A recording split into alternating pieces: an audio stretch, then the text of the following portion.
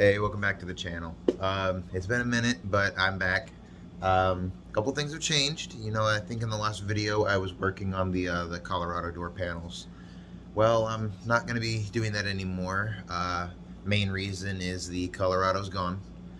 Uh, with that, I can kind of explain. I kind of did it to myself, but I when I had the stereo going, I needed an aftermarket alternator. I might have put that in a video in the past, like video or two. I know I did. I think the last one was the doors, but either way, I didn't change the tensioner. I got the smaller belt, same tensioner.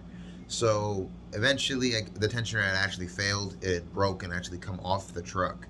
So it had fallen off. I had lost my belt. It had tore up the belt. So I had to pull over, stop. Get the truck home, which I limped it home because I was close enough. And then, put a new belt on, got a new tensioner, fixed it, or thought I fixed it. And I get going, next morning, go back to work, and it does the same thing about just as far away. It doesn't break the tensioner, but it throws another belt. So I'm like, okay, so I get under there, I tear all the belts, the rest of the belt off that I could see, and limp it home again, and go get another belt from Advance, throw it on, and this time, I left again, got a little bit farther, and it did the same thing. So now I'm like, okay, I missed something, what's up?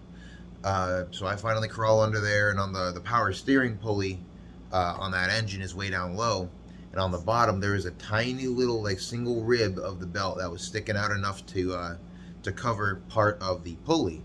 So what that was doing is every time I put the new belt on, it would end up finding its way in between the belt and the pulley, and it would essentially pull the belt off and shred it and make a mess. And it ended up doing it twice to me, and on the second time, I was far enough away from home that I was like, I kind of shouldn't drive it home.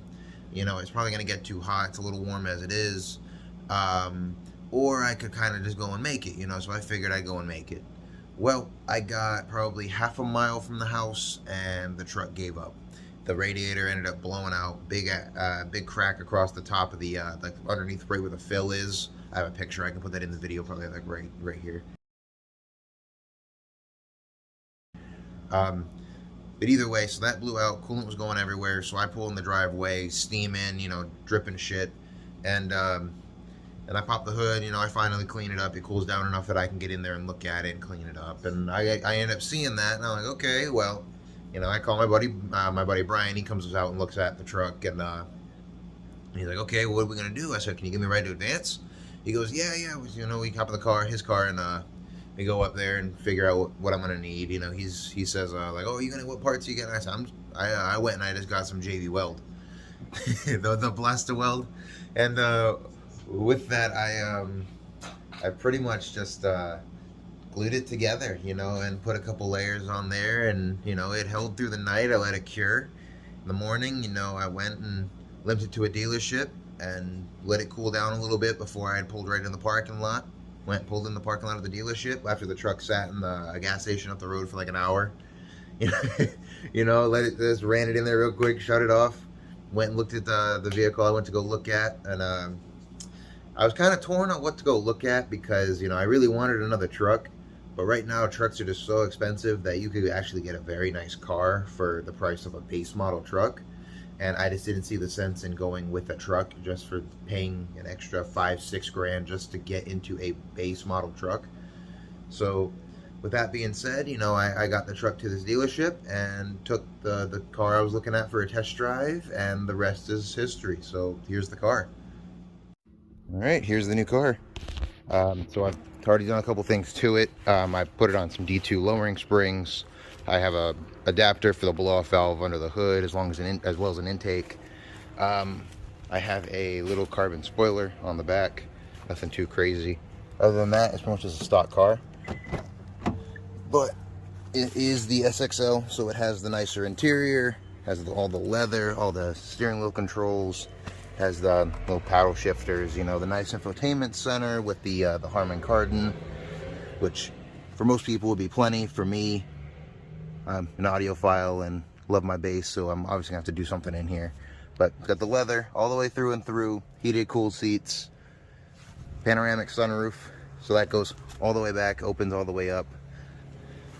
It has your smart cruise control. So obviously you have to steer and kind of still use it, but it'll do the gassing and the braking and all that stuff for you. So it's actually very, very nice. The only thing I really have left is I want to get rims and tires, obviously, bring the fitment out a little bit more even, kind of with the fender line. The back is a little more in than I would like.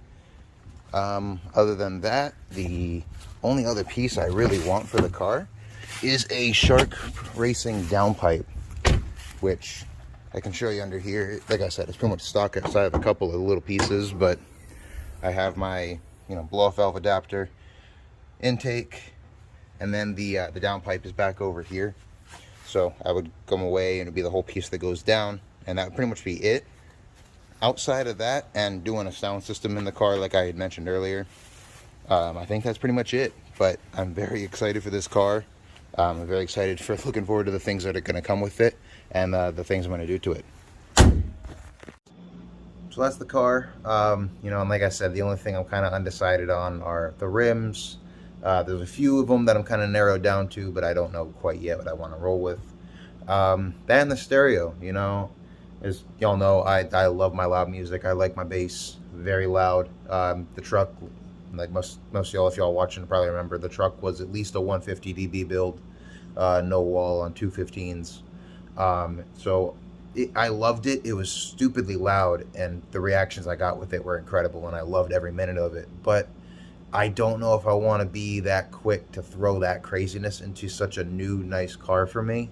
That's probably the nicest thing I've ever bought myself, so I don't want to be the first one to run and, try and tear it and beat the life out of it, so maybe a couple 12s, maybe go do one or maybe both the 15s, but do them sealed or something else. I know there's companies that make an alternator for my car, so it's not out of the realm of possibility. Maybe one day I will, but maybe one day go crazy with it. But either way, that's not today.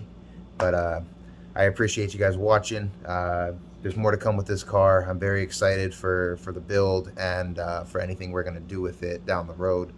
And I will see you guys in the next one.